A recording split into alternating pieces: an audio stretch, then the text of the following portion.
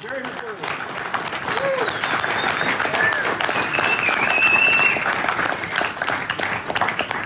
All right, lock the door. Now none of you are getting out of here. All right, I'm going to pay the greatest compliment that I can to Jim Stadum. Right now, if I was to get over the music and punch on a Neil Young song, every one of you would know who that was. Or if I popped on a Willie Nelson song, every one of you would know who that was. To have an identifiable sound that is that clear and that identifiable is everything. Their style is absolutely recognizable. Now, whether you love it or you hate it, it's recognizable. They marched to nobody else's beat. From the time they came on the scene and started making cues, it was like, whoa, where are you guys coming from? They didn't know anything about pool or anything about pool cues. And they came at it from an angle that was so fresh, and they did the most intelligent thing, is they took their through line and have never stopped. That's, I think, the best advice I could give to cue makers, is to find who you are, find what you do, and do that. At the show today, somebody comes up to me and they say, so did your father make cues? And I said, no, I'm the cue maker. Really? Well, I saw a tournament from the Sands back in like '92, and I saw the McWorter logo there on the screen the whole time. And I said, yeah, that was me. Really? I said, yeah, I was like 24 years old. I was making cues. And I was doing commentary. That's when me and Pat Fleming became very close friends. I was 25, 26 years old. I had too much to say at that time also. So Pat would, put me in the box, and I did a lot of matches commentating. Now I can tell you this, I have one claim to fame that nobody else has ever had, and they probably won't have, is that I commentated a match with Efren Reyes as my co-host. He's never done that since, and I know he'll never do it again. Of course, I'm just interviewing him through the whole thing, and that's a real claim to fame. And as these matches keep coming about, that's one that'll pop up. The only thing I remember from that match I did with Efren is I told him a joke on the camera. I said, Efren, what do you call a Filipino gymnast? A manila folder. Of course, he had no idea what a manila folder was. And of course, you're live, so on tape, so nobody's laughing. So there was one person that thought it was funny, and that was me. Although I did hear a cackle from Pat. So that was good. Now, this is the only thing about doing commentator in these matches is that Pat, would always paid the talent. They were always getting paid up there. And I said, Pat, am I going to get paid? He said, no. I said, what? He says, I tell you what. I says, I'll hang your banner. I'll just hang your banner up there in front of the. And I said, well, he said, believe me, 30 years from now, people will still be looking at these tapes, and you'll wish you did. It's 30 years later, and these matches just keep popping up on YouTube. And for an hour and a half, McWorter is just sitting right there on the banner. So a round of applause for how prophetic Pat.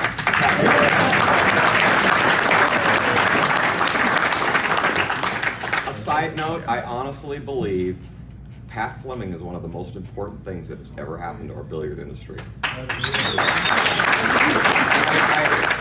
100 years from now, his work will continue. It's amazing. Of course, I'm honored that Ryan and Jaira and Jan would come to share this evening with me. When I did get the news from the ACA, I said, Jan, I got good news and bad news. The good news is I'm going to be honored with the Hall of Fame for the ACA. The bad news is you're going to have to come. So that's how that was. Thank you so much for coming. Let me tell you a story from the beginning. I made my first cue in high school wood shop, and of course, it was just a wood shop project, and I kind of took parts from other cues, and I was working on a metal lathe. At least I knew that part, and was kind of machining a little bit. And Bert Schrager made cues in the town and in the pool room where I was going. And I was like 17, and I was sneaking into the pool room and passing for 18, and that was one of my first successes. That's old hat. And I was trying to get Bert to hire me, and he wouldn't hire me. And he said, no, I don't need any help and everything. And then this one time he's sitting around and kind of holding court, right? And he says, well, it takes a lot of experience to, working with cues and working with it. For example, like, you're turning a piece of wood and it turns out that you measure it and it's thicker at one end than the other. And I said, I know your tailstock's out of alignment. And he looked at me, and I knowing Bert, he probably just figured that out that day. So all you cue makers know exactly what I'm talking about. Something's out of alignment. I was 17 years old, and how I knew that, I have no idea.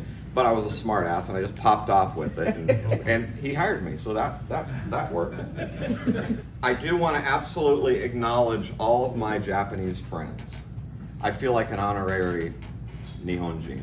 Well, let me start from the beginning. My very dear friend to this day, Yoshi Horigome, was a student in California, and he came to the pool room. He saw my cues, and he decided that he would buy a couple of cues. Yoshi was a very bright guy, going to school there in California. He's going to buy a couple of cues, and he started and took them to Japan. And the first person, he was from Sendai, so the first person he sold one of my cues to was Lucky. Lucky, man. That's a big strike right there. Of course, I had no idea. And he was just a kid. Yoshi was the first person that started selling my cues.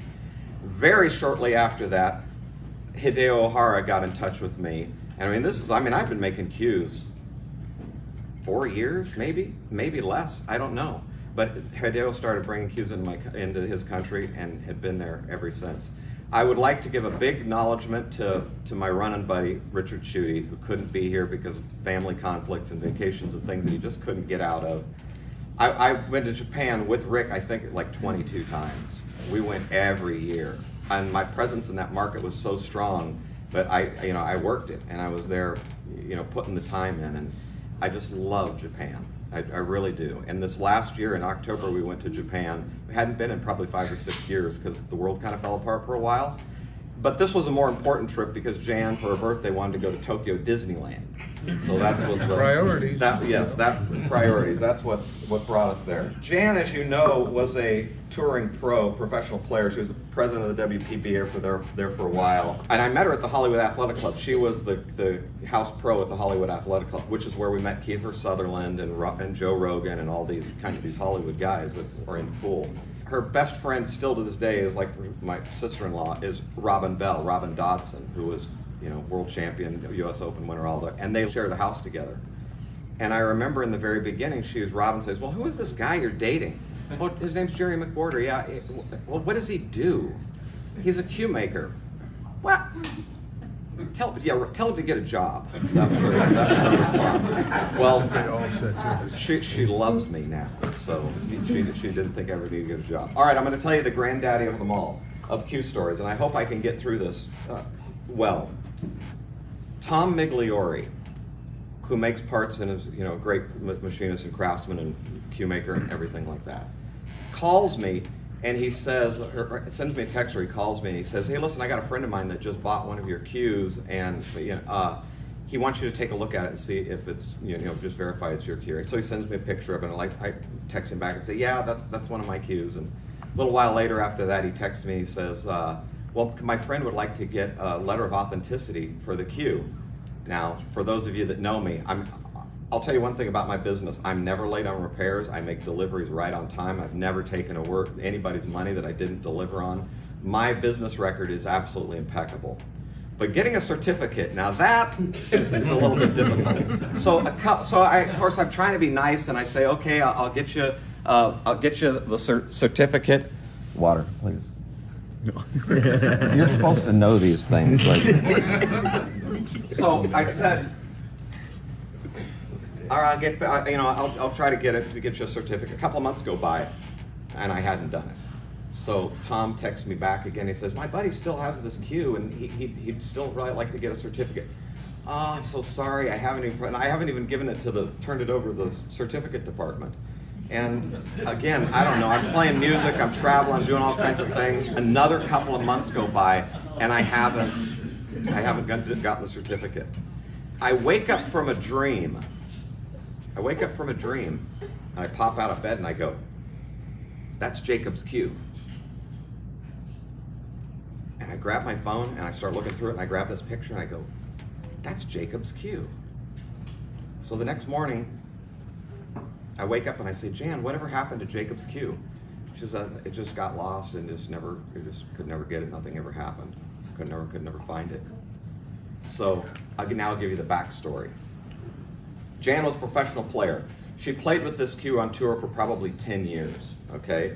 Now this is where it's gonna get difficult. I might have to do a little shadow boxing or something to get through the story. So she gives the cue to our oldest son, Jacob.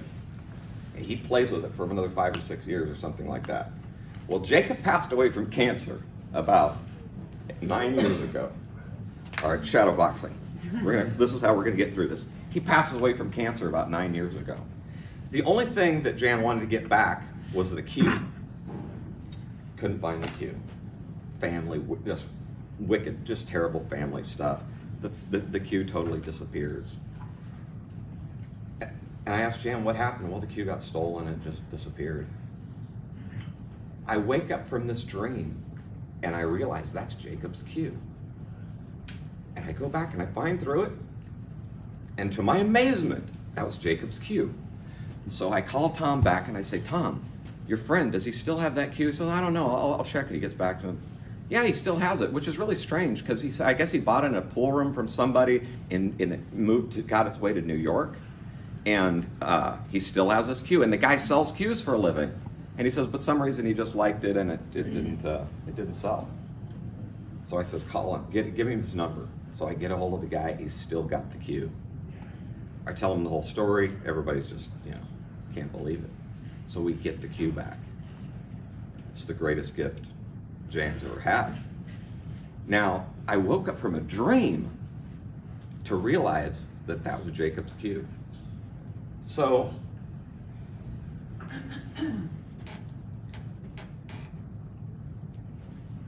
that's the miraculous things that this crazy industry has brought us. I've managed to make a living all of these years and, raise a family and pay for a house. Oftentimes, to brag, I'll show people pictures of my $1 million 1,200 square foot house. Which you can literally buy 10 of anywhere else in the country. Through pool cues, I'm so grateful. One of my dearest Japanese friends, Kiyuharo, presented me with a magazine clippings from World Billiard Magazine that he had done articles and showed my cues, and this is back in '94. Kiyuharo is just a sweet guy, nice guy, funny guy. Everybody in this room, you guys don't have any idea how much he's donated to your industry and to your business. Yeah. Just because he loves it. Taking pictures of your cues. You see him just walking around taking pictures, bringing them back and talking about American cues in Japan and building it up. It's been a hell of a ride. Thomas has been absolutely one of my best friends in life. So is Jim. The collaboration that we've had has been everything. And I look at the new cue makers that jump out, get on the scene, and the fact that you can sit next to people some that are at your level and some that are much higher at your level and some that are a little under your level, and you get to sit next to these people and learn from them and improve and go, good grief, my fit's gotta be a little bit better. This is fitting. You go back and they come back a little bit better, and then you improve your finish and you do all this stuff. That's what the ACA has brought, and it's been a wonderful, wonderful thing. Jan, what else? Anything I should say that I've forgotten? I don't want to forget anything important. I've still got another hour to go, right? My very first American dealer, Joe Salazar. He was a great player back in the 70s and 80s. Tracy Joe was a legendary player. And then he worked and was raising his family and that, and then he quit working and he started just playing pool and selling cues. And me and him were running around the bars playing the little bar tournaments, and he was selling cues on the side, and he was the first guy that I started selling cues to. If you ever go by Joe's booth at any one of these tournaments, you'll see him. If you see one of my cues in there, he'll be the first to tell you, I was Jerry's very first dealer. Hope you know that. The last thing I want to say is what Jim talked about is that we were in a window of time that just was perfect. When the Beatles were 17, 18 years old, they got this opportunity to play in Hamburg, and there was this little skiffle rockabilly kind of band, and they got a chance to play in Hamburg, which is literally, they played from 8 o'clock at night to 4 o'clock in the morning. Now you gotta be 17-year-old to take that job, right? At that period of time, they logged in so many hours playing music and creating their sound and working together, and they just happened to be at a perfect time in the industry and where music was changing, and Elvis was kind of on this way out, and there was just this new sound, and they were in the perfect time, and it all exploded. We were all in that perfect time. We were the young kids that were making cues in that perfect time. Between the color of money, between the help of the Japanese market from everything that the Q design, how it changed. It went from, you know, veneered points with simple, you know, little designs on the bottom that had really nothing to do with the front, to now more abstract or artistic designs or things that had to visually flow and all that. The timing was perfect. We just happened to be right there when it was happening, and it's really been an honor. And I started when I was 24 years old, and I've been doing it 36 years. So this July I turned 60. And I know many of you are going to say I don't look a day over 59, and I appreciate that, because it's been a lot of hard work, and I cannot be more grateful. Thank you guys very, very much.